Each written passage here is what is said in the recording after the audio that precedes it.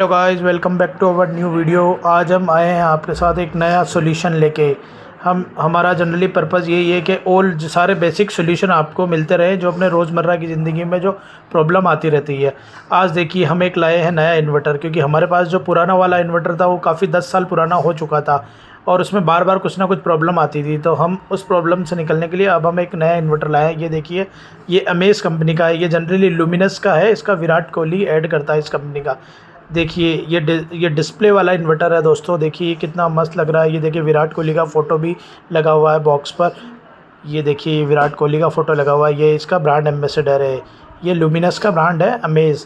अब ये जो इन्वर्टर है, इसमें देखिए पीछे बैक साइड में 2 केबल भी आई हुई है। एक पॉजिटिव का केबल है और एक नेगेटिव का केबल है, और उसके साथ एक एमसीबी भी कने आई हुई है। और इन केबल्स को अपन बैटरी के थ्रू कनेक्ट करके फिर इसे अपन ऑन कर सकते हैं दोस्तों। अब जनरली हमारे इस इन्वर्टर में ये प्रॉब्लम आई कि ये इन्वर्टर हमारा चालू ही नहीं हो रहा था, पुराना वाला जो इन्वर्टर था। इस वाले इन्वर्टर में हमने इसको बैटरी से कनेक्ट कर रखा था, बट अचानक इसमें पता पड़ा कि ये वर्क ही नहीं कर रहा है। और फाइनली फिर हम थकार के इस पुराने इन्वर्टर को हमने किया साइड, और हमें ये लेके आए नया इन्वर्टर। ये अमेज़ कंपनी का है। हमने इस इन्वर्टर को अपनी बैटरी से कनेक्ट किया दोस्तों, बट पता पड़ा कि हमने इसका मेन प्लग भी ऑन कर लिया और उसके बाद भी ये स्टार्ट नहीं हो रहा। फिर नई समस्या, मतलब हमारे लिए तो ये हो गया कि भाई पुराना इन्वर्टर भी नहीं चल रहा और नया वाला भी नहीं चल रहा। हमारे लिए तो एक भारी टेंशन पैदा हो गई, बट हमने इसका सॉल्यूशन भी ढूंढा दोस्तों। पहले तो मैं बताता हूँ ये प्रॉब्लम कैसे आई हमारे पास। हमने जब इसके इन्वर्टर के वायर बैटरी में कनेक्ट करे, कनेक्ट करने के बाद मेन सोर्स को कनेक्ट किया और पावर ऑन किया, तो इसका इन्वर्टर का मेन पावर ऑन ही नहीं हो रहा था।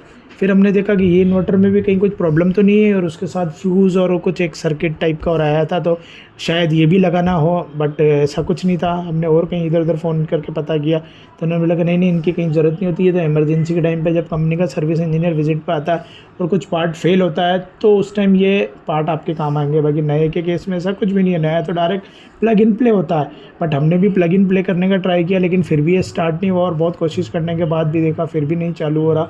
तो फाइनली फिर घंटे 2 घंटे 3-4 घंटे पचने के बाद हमें पता पड़ा कि जब हमने बैटरी के वोल्टेज चेक करे, तो बैटरी में मात्र सिर्फ 6 वोल्ट आ रहे थे दोस्तों। मतलब हमारी बैटरी 50% डाउन हो चुकी थी। मतलब अब ये था कि चलो कुछ तो इसका सॉल्यूशन पकड़ में आया। अब हमने ये रास्ता निकाला कि अब चलो बैटरी तो डाउन हो गई, या तो इसको बाहर ले जाके मार्केट में ले जाके चार्ज करवाओ, या फिर और कोई सॉल्यूशन ढूंढो। तो हमने इसका एक दूसरा सॉल्यूशन ढूंढा वो दोस्तों। हमने क्या करा, एक दूसरी एक्सटर्नल बैटरी लेके उस बैटरी से 12 वोल्ट देके हमने इन्वर्टर तो चालू कर लिया। और इस इन्वर्टर में तो जनरली ये फंक्शन है, जब तक इसकी रिले को 12 वोल्ट की सप्लाई पूरी नहीं मिलेगी ये ऑन ही नहीं होगा। तो फिर हमने एक एक्सटर्नल बैटरी लेकर दूसरी बैटरी से इस इन्वर्टर को तो चालू कर लिया, जिससे इसको पूरा 12 वोल्ट मिल गए। और ये चालू होने के बाद फिर हमारी बैटरी भी धीरे धीरे उसमें वोल्टेज बढ़ने लगे दोस्तों।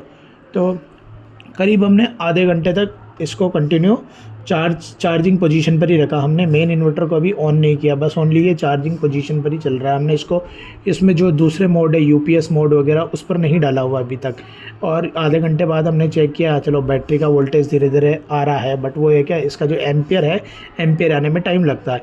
तो जनरली हम इसको 24 आवर्स तक चार्ज नहीं करेंगे, 24 आवर्स तक इसको स्टार्ट नहीं करेंगे, और कल नेक्स्ट डे में हम इसको चालू करेंगे, तो हमारी प्रॉब्लम का सॉल्यूशन निकल जाएगा दोस्तों।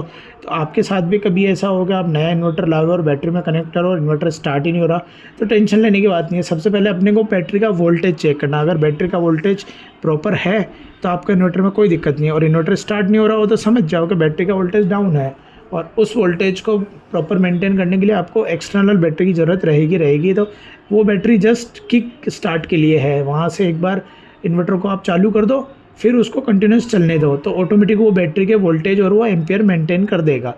तो ये दोस्तों, ये था एक नया आपको सॉल्यूशन। तो ये वीडियो अगर आपको अच्छा लगा हो तो लाइक, शेयर और सब्सक्राइब कर देना, और बेल आइकन को प्रेस कर देना, ताकि हमारे नए नए वीडियो आपको मिलते रहे। जनरली जो बेसिक प्रॉब्लम्स वाले वीडियो हम बनाते ही रहते हैं, तो वो किसी भी टॉपिक पर हो सकते हैं, बट वेरी हेल्पफुल होंगे आपकी लाइफ के लिए। तो सेम ये प्रॉब्लम अपनी गाड़ी में भी आता है, कार वाले में आता है, तो वो हम आपको बताएंगे बाद में। उसके लिए आप नेक्स्ट वीडियो का वेट करिए। Bye bye, see you.